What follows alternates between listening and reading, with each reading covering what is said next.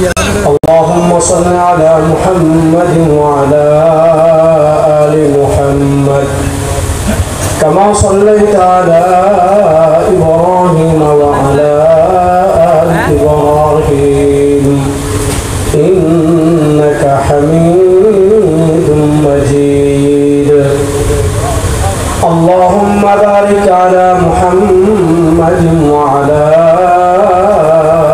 آل محمد كما باركت على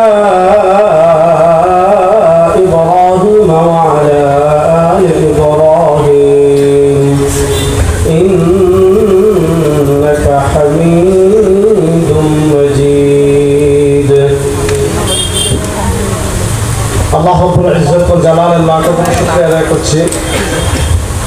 আল্লাহ তাআলা আমাদেরকে ইসলামী সম্মেলন সংস্থার উদ্যোগে আনুফকির দোকান চত্বর সাতকানিয়া চট্টগ্রামের আজকের এই নবম ইসলামী সম্মেলনে বৃষ্টি বাদলার দিন, অনেকবার বৃষ্টি হচ্ছে।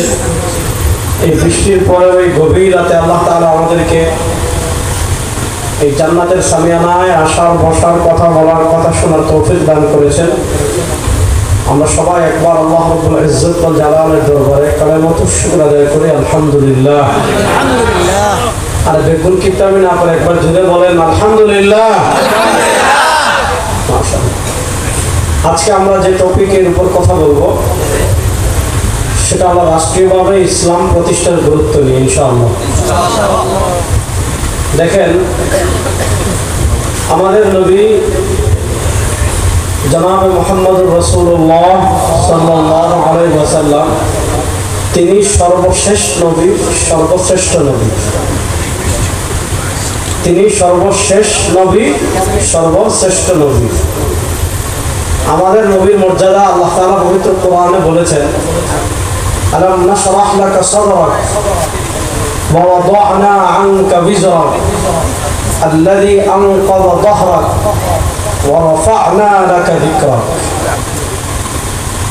ورفعنا لك ذكرك। আপনি মনে করেন চট্টগ্রামে যদি বারের জশ্নে জুলুস বন্ধ হয়ে যায়, এটা হওয়া না হওয়া এটার সাথে আল্লাহ রাসূল সাল্লাল্লাহু আলাইহি ওয়াসাল্লামের সম্মানের কোনো সম্পর্ক নেই। আপনি সাতকানিয়ার সব মহিষ জবাই করে, সব গরু জবাই করে, বিশাল দামি চাল দিয়ে বিরিয়ানি বানিয়ে মানুষকে খাইয়েছেন, ভালো কথা। এটার সাথে আল্লাহ নবী সাল্লাল্লাহু আলাইহি ওয়াসাল্লামের সম্মানের কোনো সম্পর্ক নেই।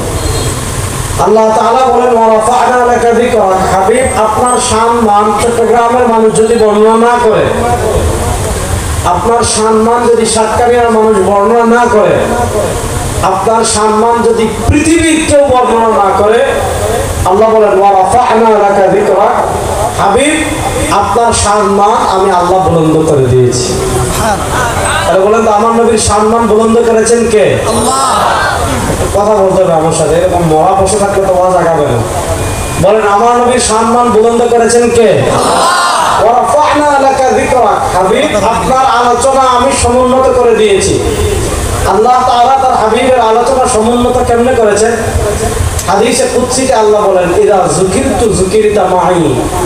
আপনি দেখবেন কালেমায় আল্লাহ তাওহীদ পাবেন, লা ইলাহা ইল্লাল্লাহ, সাথে আমার নবীকে পাবেন মুহাম্মাদুর রাসূলুল্লাহ রিসালাত। আপনি কালেমা শাহাদা আশহাদু আল্লা ইলাহা ইল্লাল্লাহ, আল্লাহ তাওহীদ পাবেন, সাথে আমার নবীর রিসালাত পাবেন, ওয়া আশহাদু আন্না মুহাম্মাদান আবদুহু ওয়া রাসূলুহু। কেউ যদি মুসলমান হতে হয় তাকে লা ইলাহা ইল্লাল্লাহ মানতে হবে, তাকে মুহাম্মাদুর রাসূলুল্লাহ মানতে হবে। কেউ যদি মুসলমান হতে হয় তাকে আশহাদু আল্লা ইলাহা ইল্লাল্লাহ মানতে হবে, তাকে আশহাদু আন্না মুহাম্মাদান আবদুহু ওয়া রাসূলুহু মানতে হবে।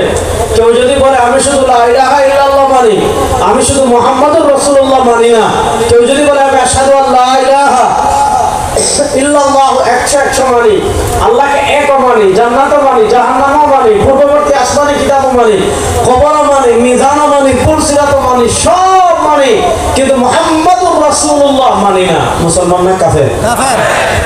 বলেন মুসলমান না কাফের? কাফের। ইযা যুকিরতু যুকিরতা মাই, আপনি কালিমা তাইয়্যিবা পাবেন লা ইলাহা ইল্লাল্লাহ, সাথে আমার নবীকে পাবেন মুহাম্মাদুর রাসূলুল্লাহ। আপনি কালিমা শাহাদাত পাবেন আশহাদু আল্লা ইলাহা ইল্লাল্লাহ, সাথে আমার নবীকে পাবেন ওয়া আশহাদু আন্না মুহাম্মাদান আবদুহু ওয়া রাসূলুহু।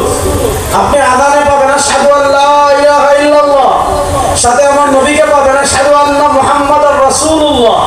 আপনি কবরে যাবেন মার রব্বুকা, আল্লাহকে পাবেন, ওমা দীনুক, ইসলামকে পাবেন, সাথে আমার নবীকে পাবেন, ওমান হাযার রাজুলুল্লাযী বুইসা ফীকুম। আপনি হাসরের মাঠে যাবেন, রব্বে কাবার কসম করে বলি দুনিয়ার কোন নেতা আপনাকে মনে রাখবে না, রব্বে কাবার কসম করে বলি দুনিয়ার কোন নেত্রী আপনাকে মনে রাখবে না, দুনিয়ার কোন রাজা আপনাকে মনে রাখবে না, দুনিয়ার কোন বাদশা আপনাকে মনে রাখবে না, দুনিয়ার কোন লিডার আপনাকে মনে রাখবে না। নবী করিম সাল্লাল্লাহু আলাইহি ওয়াসাল্লাম দুনিয়া থেকে বিদায় নেওয়ার আগে আমাদেরকে বলে গিয়েছেন, আমার উম্মাহ শুন, আনা ফারাতুল লাকুম ইনদাল হাউয ইয়াউমাল কিয়ামা, কিয়ামতের মাঠে আমি আমার উম্মাহর জন্য হাউজে কাউসার অপেক্ষা করতে থাকব। তাই আমার নবীর সম্মান বুলন্দ করেছেন কে? আল্লাহ। কত মর্যাদাশীল নবী আমাদের নবী, সুবহানাল্লাহ পড়ে আর বেগুন জুড়ে বল না সুবহানাল্লাহ। নবী করিম সাল্লাল্লাহু আলাইহি ওয়াসাল্লাম নিজে তার পরিচয় দিয়েছেন, আনা সাইয়্যিদু ওয়ালাদি আদম, বুখারী শরীফের হাদিস, আনা সাইয়্যিদু ওয়ালাদি আদম লা ফাখ, আনা ইমামুল আম্বিয়া লা ফাখ। নবী করিম সাল্লাল্লাহু আলাইহি ওয়াসাল্লাম নিজে তার পরিচয় বর্ণনা করতে গিয়ে বলেন, আমার একটা পরিচয় হলো আনা সাইয়্যিদু ওয়ালাদি আদম, আদমের যত সন্তান দুনিয়াতে জন্মগ্রহণ করেছে সব সন্তান হাসরের মাঠে উঠবে, সেদিন সব মানুষের নেতা হবেন আমাদের নবী। আল্লাহ রাসূল সাল্লাল্লাহু আলাইহি ওয়াসাল্লাম বলেন লা ফাখ, এতে আমার অহংকারের কিছু নাই। আল্লাহ নবী সাল্লাল্লাহু আলাইহি ওয়াসাল্লাম বলেন আনা ইমামুল আম্বিয়া, আমি সব নবীদের নবী, লা ফাখ, এতে আমার কোনো অহংকার নাই। এত মর্যাদাশীল নবী, এত মর্যাদাশীল নবী, এত আফজালুল আম্বিয়া, সব নবীদের শ্রেষ্ঠ নবী। মক্কায় 40 বছর পার করেছেন, মক্কায় 40 বছর পার করেছেন, তার চেয়ে চরিত্রবান মক্কায় কেউ নেই, তার চেয়ে আদর্শবান মক্কায় কেউ নেই, তার চেয়ে আমানতদার মক্কায় কেউ নেই, তার চেয়ে সত্যবাদী মক্কায় কেউ নেই, তার চেয়ে বিশ্বস্ত মক্কায় কেউ নেই। সারা আরবে তিনি আলামিন নামে প্রসিদ্ধ। আরবের যত অন্যায় আছে সব অন্যায়ের বিরুদ্ধে আমার নবীকে পাওয়া যায়, সব সত্যবাদী আমার নবী, সব দিক থেকে আমাদের নবী। প্রশ্ন হলো, পুরা আরব যার ফ্যান, পুরা মক্কা যার ভক্ত, পুরা কুরাইশ যার ভক্ত, বনু হাশিম যার ভক্ত, বনু আব্দে মানাফ যার ভক্ত, পুরা আরবের যুবকরা যার ভক্ত, পুরা আরবের শ্রমিকরা যার ভক্ত, পুরা আরবের নারীরা যার ভক্ত, শিশুরা যার ভক্ত, তিনি শুধু একটা কথা বলেছিলেন, ইয়া আইয়ুহান নাস কুলু লা ইলাহা ইল্লাল্লাহ তুফলিহুন। তিনি বলেছেন, হে আরব জাতি, মূর্তি তোমাদেরকে মুক্তি দিতে পারবে না, সূর্য তোমাদেরকে মুক্তি দিতে পারবে না, লাত তোমাদেরকে মুক্তি দিতে পারবে না, মানাত তোমাদেরকে মুক্তি দিতে পারবে না, হুবাল তোমাদেরকে মুক্তি দিতে পারবে না, দুনিয়ার কোন নেতা তোমাদেরকে মুক্তি দিতে পারবে না, দুনিয়ার কোন নেত্রী তোমাদেরকে মুক্তি দিতে পারবে না, দুনিয়ার কোন তন্ত্রমন্ত্র তোমাদেরকে মুক্তি দিতে পারবে না, দুনিয়ার কোন আদর্শ তোমাদেরকে মুক্তি দিতে পারবে না। যদি দুনিয়া আখিরাতে মুক্তি লাভ করতে চাও, স্লোগান হবে একটা, লা ইলাহা ইল্লাল্লাহ। বলেন না, স্লোগান হবে একটা, লা ইলাহা ইল্লাল্লাহ। বলেন, স্লোগান হবে একটা, লা ইলাহা ইল্লাল্লাহ। শুনেন, আজকে আপনি জয় বাংলা স্লোগান দেন, আজকে আপনি অমুকের বাপের স্লোগান দেন, ভাই ইকোটা কমাই দাও, আমার কিচ্ছু লাগবে না ভাই, খালি আওয়াজটা রাখো। আমি সুর দেই না তো, সুর দিয়ে আওয়াজ ইসমাইল ভাই করে চলে গিয়েছে, সমস্যা নেই। এখন আমি কথা বলবো, কথা বুঝবেন। আজকে আপনি অমুক নেতার স্লোগান দেন, আজকে আপনি অমুক নেত্রীর স্লোগান দেন, আজকে আপনি অমুক লিডারের স্লোগান দেন, এক কাপ লাল চাকে অথবা 100 টাকার একটা নোট পে, অথচ আল্লাহ পবিত্র কোরআনে বলেছেন, ওয়া মা আরসালনা মিন ক্বাবলিকা মির রাসূলিন ইল্লা নূহি ইলাইহি আন্নাহু লা ইলাহা ইল্লা আনা ফা'বুদুন। আল্লাহ দুনিয়াতে যত নবী পাঠিয়েছেন, আল্লাহ দুনিয়াতে যত রাসূল পাঠিয়েছেন, আমাদেরকে কেউ ধর্মনিরপেক্ষতার স্লোগান শিখান নাই, আমাদেরকে বাঙালি জাতীয়তাবাদের স্লোগান শিখান নাই, আমাদেরকে সেকুলারিজমের স্লোগান শিখান নাই, আমাদেরকে ডেমোক্রেসির স্লোগান শিখান নাই, আমাদেরকে সোশ্যালিজমের স্লোগান শিখান নাই, আমাদেরকে দুনিয়ার কোন তন্ত্রমন্ত্রের স্লোগান শিখান নাই। আল্লাহ দুনিয়াতে যত নবী পাঠিয়েছেন, আল্লাহ দুনিয়াতে যত রাসূল পাঠিয়েছেন, সব নবী রাসূল স্লোগান শিখিয়েছেন একটা, লা ইলাহা ইল্লাল্লাহ। বলেন না, সব নবী রাসূল স্লোগান শিখিয়েছেন একটা, লা ইলাহা ইল্লাল্লাহ তুফলিহুন। আপনি খবরে গিয়ে বললেন, জানি জয় বাংলার লোক, দুনিয়াতে দেখবেন সুশীল, দুনিয়াতে আমাদের অনেক সুশীল হয় না, দেখবেন টকশোতে বসে বলবে আমি মৌলবাদী না, বলে কি বলে না? টকশোতে বসে বলবে আমি ধর্ম নিরপেক্ষ। ভালো, আপনি টকশোতে বসে ধর্ম নিরপেক্ষ পরিচয় দেন, আপনি রাজনীতিতে ধর্ম নিরপেক্ষ পরিচয় দেন। ভালো কথা মুসলমান মনে রাখবেন, কবরের প্রশ্ন 3টা। কবরের প্রশ্ন কয়টা? 3টা। আপনাদের চট্টগ্রাম মনে হয় কবরের প্রশ্ন নাই না আছে? তাহলে কথা বলেন, কবরের প্রশ্ন কয়টা? 3টা। 1 নম্বর প্রশ্ন মার রব্বুক, 2 নম্বর প্রশ্ন কি মামা দীনু, জিজ্ঞাসা করবে তোমার ধর্ম কি।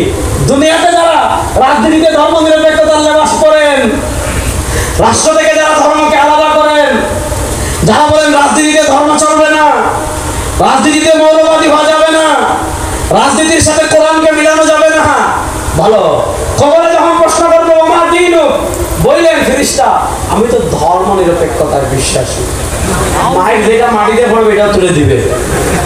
তাহলে বোঝা গেল ধর্মের প্রশ্নে মুসলমান কখনো ভণ্ডামি করতে পারে। এবার আসেন একটা পয়েন্ট যুবকরা ভালো করে বুঝেন। রাসূল সাল্লাল্লাহু আলাইহি ওয়াসাল্লাম স্লোগান শিখিয়েছেন কি লা ইলাহা ইল্লাল্লাহ, বলেন রাসূল সাল্লাল্লাহু আলাইহি ওয়াসাল্লাম স্লোগান শিখিয়েছেন কি লা ইলাহা ইল্লাল্লাহ, এই হাত তুলে বলেন না লা ইলাহা ইল্লাল্লাহ, তেরা মেরা রিশতা ক্যা, লা ইলাহা ইল্লাল্লাহ, জোরে বলেন না তেরা মেরা রিশতা ক্যা, লা ইলাহা ইল্লাল্লাহ, তেরা মেরা রিশতা ক্যা, লা ইলাহা ইল্লাল্লাহ, তেরা মেরা রিশতা ক্যা, লা ইলাহা ইল্লাল্লাহ। আল্লাহ নবী সাল্লাল্লাহু আলাইহি ওয়াসাল্লাম তো কাফেরদেরকে বলেন নাই যে আমাকে প্রধানমন্ত্রী বানাও, এটা বলেন নাই, আমাকে মন্ত্রী বানাও, এটা বলেন নাই, আমাকে ক্ষমতায় বসাও, এটা বলেন নাই, আমাকে এমপি বানাও, এটা বলেন নাই, আমাকে টাকা দাও, এটা বলেন নাই, আমাকে নেতৃত্ব দাও, এটা বলেন নাই, আমাকে সুন্দরী নারী দাও, এটা বলেন নাই। তিনি শুধু বলেছেন কি তোমরা বলো লা ইলাহা ইল্লাল্লাহ, বলেন না, তিনি শিখিয়েছেন তোমরা বলো লা ইলাহা ইল্লাল্লাহ। প্রশ্ন হলো ভাই তিনি তো নেতৃত্ব চাইলেন না, ক্ষমতাও চাইলেন না, টাকাও চাইলেন না, পয়সাও চাইলেন না, এমপিও চাইলেন না, মন্ত্রিত্বও চাইলেন না, তাহলে তিনি শুধু একটা কথা বললেন লা ইলাহা ইল্লাল্লাহ পড়ো, দুনিয়া আখিরাতে সফল কাম হয়ে যাবে। সারা আরব কেন তার বিরুদ্ধে দাঁড়িয়ে গেল? আবু জাহেল কেন তার বিরুদ্ধে দাঁড়ালো? উতবা কেন তার বিরুদ্ধে দাঁড়ালো? সাইবা কেন তার বিরুদ্ধে দাঁড়ালো? মুগিরা কেন তার বিরুদ্ধে দাঁড়ালো? উমাইয়া কেন তার বিরুদ্ধে দাঁড়ালো? কারণ মুশরিক বেঈমানরা জানে যেখানে লা ইলাহা ইল্লাল্লাহ বিজয়ী হয়ে যাবে সেখানে আল্লাহ ব্যতীত আর কারো ক্ষমতা চলে না। এজন্য আপনি চট্টগ্রামের খানকায় বসে মনোযোগ দিয়ে বুঝেন, আপনি চট্টগ্রামের খানকায় বসে জিকির করবেন লা ইলাহা ইল্লাল্লাহ, লা ইলাহা ইল্লাল্লাহ, আপনারা জিলাপি দিবে। এবং আপনার ঘরে তার ঘরে যদি ছাগল থাকে ছাগল জবে করে তাবারুক দিবে। আলহামদুলিল্লাহ খান, আমি খাওয়ার বিরোধী না ভাই, আমার মনে করেন না যে আদার সব বিরিয়ানির বিরুদ্ধে বলছে, খান, তবে বিরিয়ানির যে গোশত এই পশু যদি পীরের নামে জবে করা হয় এইটা খাওয়ার গু খাওয়ার সমান। কারণ আল্লাহ ছাড়া অন্য কারো নামে যদি পশু জবে করা হয় এই পশুর গোশত খাওয়া মুসলমানদের জন্য হারাম। বলেন এই পশুর গোশত খাওয়া মুসলমানদের জন্য। এখন বাবা ভান্ডারের নামে গরু জব দিছে, উট জব দিছে, মরিচ জবে দিছে, আর আপনি কি মজার তেহারি খিচুড়ি খাচ্ছেন। আসলে মজাটা লাগাইছে শয়তান, কেন এই খাবার খাওয়া মুসলমানদের জন্য জায়েজ না। আপনি ঘরের কোণে বসে বলবেন লা ইলাহা ইল্লাল্লাহ, বলবে মাশাআল্লাহ অনেক বড় আল্লাহর ওলি, সবে বেড়াতে আপনাকে বাতাসা দিবে, 500 টাকা দিবে, মসজিদে থাকলে আপনাকে টিফিন খাওয়াবে। কারণ আব্বা মারা গিয়েছেন, আম্মা মারা গিয়েছেন, আপনি তার কবরস্থানে গিয়ে তার কবরের পাশে দাঁড়িয়ে লা ইলাহা ইল্লাল্লাহ রব্বানা আতিনা ফিদ দুনিয়া হাসানা, খুবই ভালো। বলবো লোকটা খুবই ভালো, কেন? কবরে দোয়া করছে, জিকির আজকার করছে, তার পকেটে টাকা থাকলে 1000 টাকা দিবে, টাকা না থাকলে যদি বলবে ভাই আজকে নাই কালকে বিকাশ নাম্বারটা দিয়ে টাকা পাঠাবো। যদি গাছে আম ধরে প্রথম আমটা আপনাকে দিবে, বড়ই ধরলে প্রথম বড়ইটা আপনাকে দিবে। এরপরে কিছু যদি না পায় তাহলে যেদিন ঘরে ভালো খাবার রান্না করবে আপনাকে খাওয়াবে। আপনি খানকায় বসে লা ইলাহা ইল্লাল্লাহ আপনি বুজুর্গ, আপনি মসজিদে বসে লা ইলাহা ইল্লাল্লাহ আপনাকে বুজুর্গ বলবে, আপনি কবরস্থানে লা ইলাহা ইল্লাল্লাহ আপনাকে বুজুর্গ বলবে। কিন্তু আপনি রাজপথে বের হয়ে বলেন গণতন্ত্রের স্লোগান চলবে না, সমাজতন্ত্রের স্লোগান চলবে না, ধর্মনিরপেক্ষতার স্লোগান চলবে না, বাঙালি জাতীয়তাবাদের স্লোগান চলবে না, ভারতের প্রেসক্রিপশন চলবে না, আমেরিকা তন্ত্রমন্ত্র চলবে না, মানব রচিত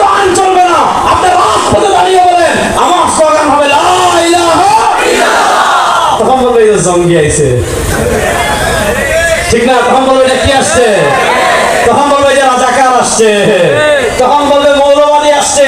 তাহলে বোঝা গেল তারা চায় লা ইলাহা ইল্লাল্লাহকে ঘরের ভিতর সীমাবদ্ধ রাখতে, অথচ সরওয়ারে দু আলম লা ইলাহা ইল্লাল্লাহ নিয়ে শুধু ঘরে সীমাবদ্ধ থাকার জন্য আসে নাই। লা ইলাহা ইল্লাল্লাহ ঘরে প্রতিষ্ঠা হবে, মসজিদে প্রতিষ্ঠা হবে, সমাজে প্রতিষ্ঠা হবে, অর্থনীতিতে প্রতিষ্ঠা হবে। 54 বছর গণতন্ত্রের বাংলাদেশ দেখেছেন, সমাজতন্ত্রের বাংলাদেশ দেখেছেন, ধর্মনিরপেক্ষতার বাংলাদেশ দেখেছেন। এবার লা ইলাহা ইল্লাল্লাহ সংসদে বিজয় করার জন্য সরকারি মুসলমান প্রস্তুত না।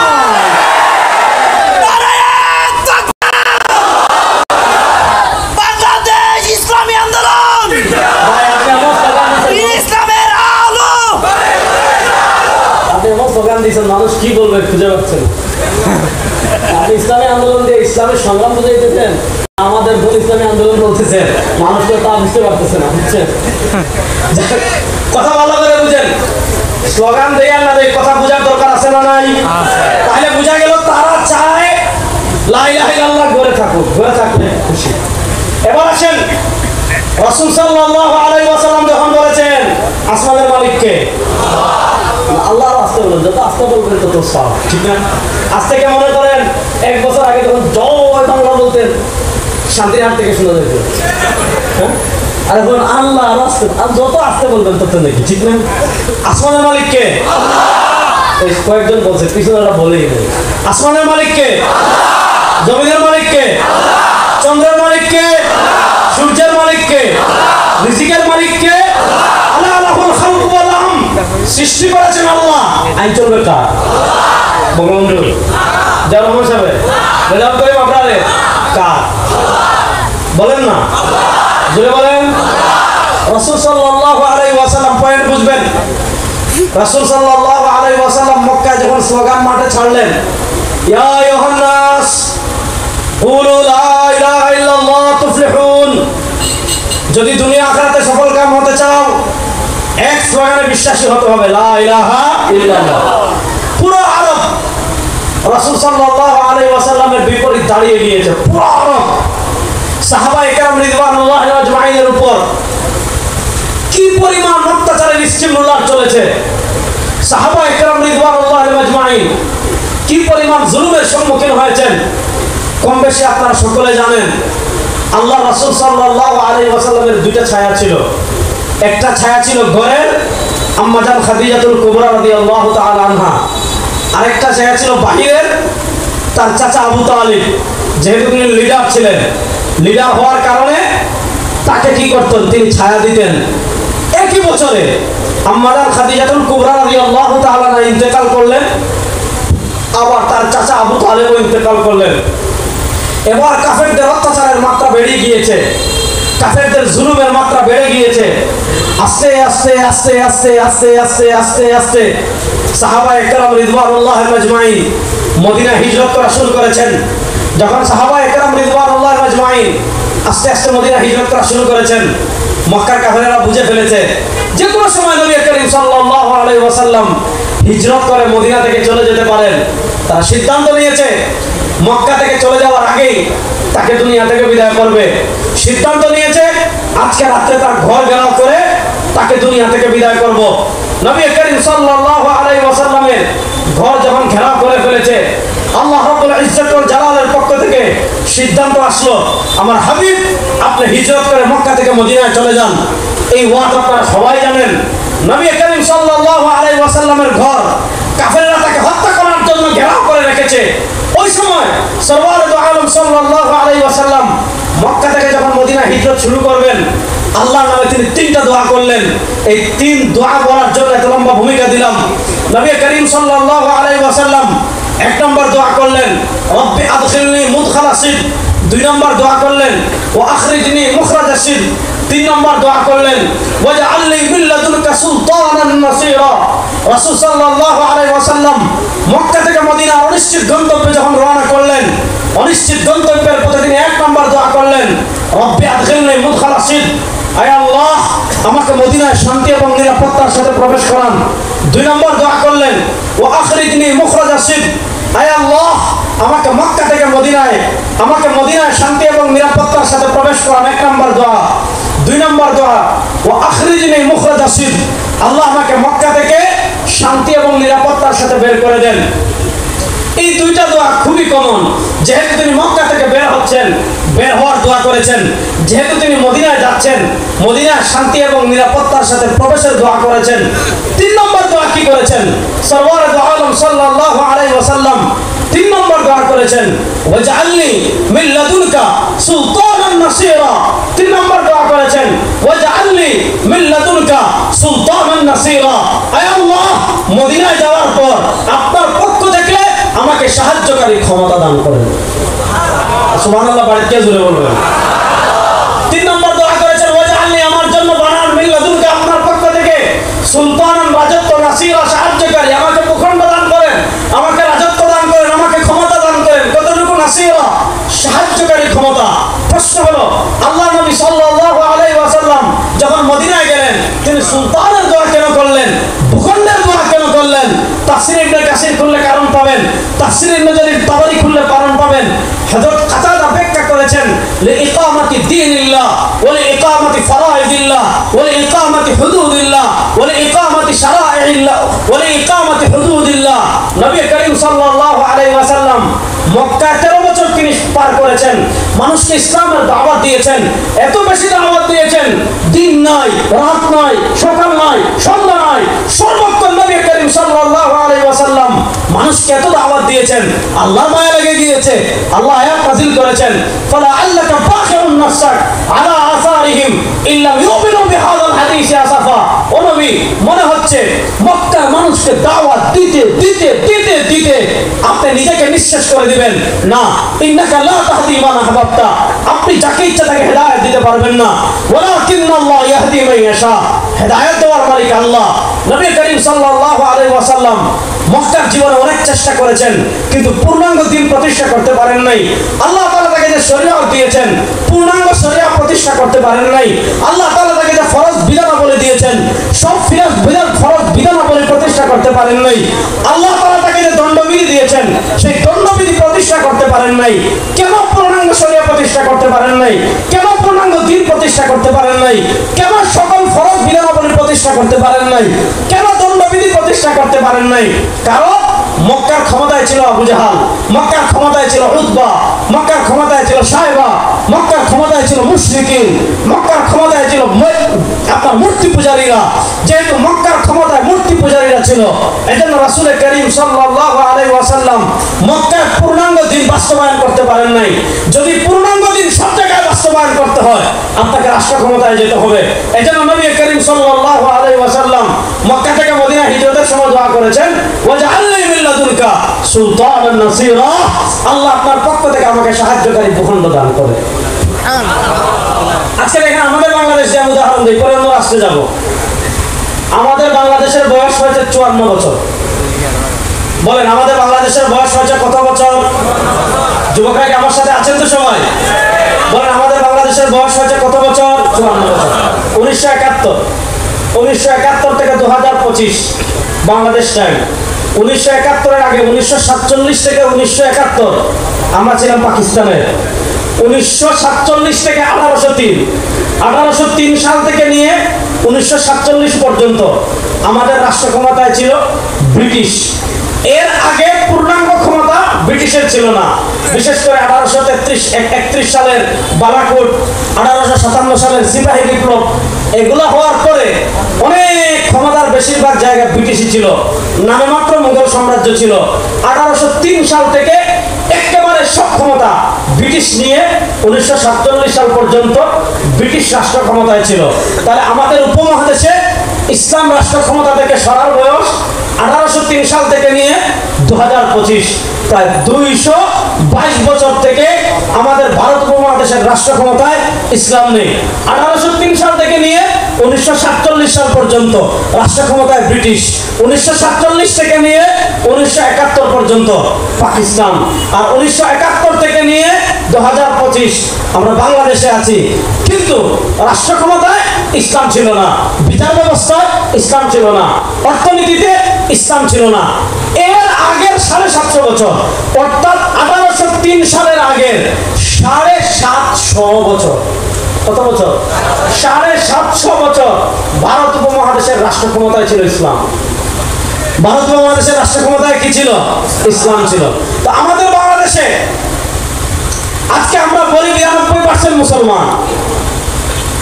কথা ভালো করে বুঝবেন। আজকে আমাদের বাংলাদেশে এত মসজিদ, আজকে আমাদের বাংলাদেশে এত মাদ্রাসা, আজকে আমাদের বাংলাদেশে এত খানকা, আজকে আমাদের বাংলাদেশে এত ওয়াজ মাহফিল, আজকে আমাদের চট্টগ্রামে এত উরুস, আজকে আমাদের চট্টগ্রামে এত মাজার, এত কিছু আছে। এত কিছু থাকার পর কেন বাংলাদেশে আল্লাহকে নিয়ে কটূক্তি করা হয়? কেন বাংলাদেশে কোরআনকে রাখতে বলা হয়? কেন বাংলাদেশে রাসূল করিম সাল্লাল্লাহু আলাইহি ওয়াসাল্লামকে নিয়ে কটূক্তি করা হয়? কেন বাংলাদেশে কোরআন বিরোধী আইন হয়? কেন বাংলাদেশে হাদিস বিরোধী আইন হয়? কারণ আমরা 92% মুসলমান আছি ঠিক, কিন্তু আমরা রাষ্ট্র ক্ষমতা ইসলামকে নিয়ে যেতে পারি না। ভালো করে কথা বুঝবেন। রাসূল সাল্লাল্লাহু আলাইহি ওয়াসাল্লাম মাক্কি জীবনে আল্লাহ রাসূল সাল্লাল্লাহু আলাইহি ওয়াসাল্লাম যখন কাফেরদেরকে দাওয়াত দিতেন, সুবহানাল্লাহ পড়েন। আবার চুপ থাকেন, একটু জোরে পড়েন না সুবহানাল্লাহ। রাসূল সাল্লাল্লাহু আলাইহি ওয়াসাল্লামের দাওয়াতের স্পিড কেমন ছিল? আল্লাহু আকবার। রাসূল সাল্লাল্লাহু আলাইহি ওয়াসাল্লাম যখন কোথাও দাঁড়াতেন দাওয়াত দিতে, রাসূল সাল্লাল্লাহু আলাইহি ওয়াসাল্লামের চেহারা মুবারক এত সুন্দর ছিল। সাহাবী আবু হুরায়রা বলেন, কোন বর্ণনায় আবু সাঈদ খুদরি থেকে আসছে, সাহাবী বলেন, খাসতু লাইলাতান মুকমিরা, একবার আকাশে পূর্ণিমার চাঁদ, পূর্ণিমার চাঁদের রাতে আমি নবী করিম সাল্লাল্লাহু আলাইহি ওয়াসাল্লামের সাথে রাস্তায় হাঁটি। ফারাআইতু মাররাতান ইলাল কমার ওয়া মাররাতান ইলা ওয়াজহি রাসূলিল্লাহ সাল্লাল্লাহু আলাইহি ওয়াসাল্লাম। একবার পূর্ণিমার চাঁদের দিকে তাকাই, আরেকবার সরওয়ারে দু আলম সাল্লাল্লাহু আলাইহি ওয়াসাল্লামের চেহারার দিকে তাকাই। একবার পূর্ণিমার চাঁদের দিকে তাকাই, আরেকবার সরওয়ারে দু আলম সাল্লাল্লাহু আলাইহি ওয়াসাল্লামের চেহারার দিকে তাকাই। একবার পূর্ণিমার চাঁদের দিকে তাকাই, আরেকবার সরওয়ারে দু আলমের চেহারার দিকে তাকাই। সাহাবী বলেন, রব্বে কাবার কসম করে বলি, আমার নবীর চেহারা মুবারক পূর্ণিমার চাঁদের থেকেও বেশি সুন্দর। ওই পূর্ণিমার চাঁদের মতো চেহারা নিয়ে নবী করিম সাল্লাল্লাহু আলাইহি ওয়াসাল্লাম হজের সময় যখন বিভিন্ন এলাকা থেকে আরবে কাফেলা আসতো মক্কায়, রাসূল করিম সাল্লাল্লাহু আলাইহি ওয়াসাল্লাম কাফেলা রাস্তায় থামিয়ে দিতেন। রাসূল সাল্লাল্লাহু আলাইহি ওয়াসাল্লাম তার পূর্ণিমায় চাঁদের যে সুন্দর চেহারা মুবারক নিয়ে যখন রাস্তায় দাঁড়িয়ে যেতেন, আরবের কাফেলা যারা হজ করতে আসতো সবাই দাঁড়িয়ে যেত তার কথা শোনার জন্য। রাসূল করিম সাল্লাল্লাহু আলাইহি ওয়াসাল্লাম ইমাম ইবনে হিশাম সিরাতে ইবনে হিশাম একটা ঘটনা এনেছেন।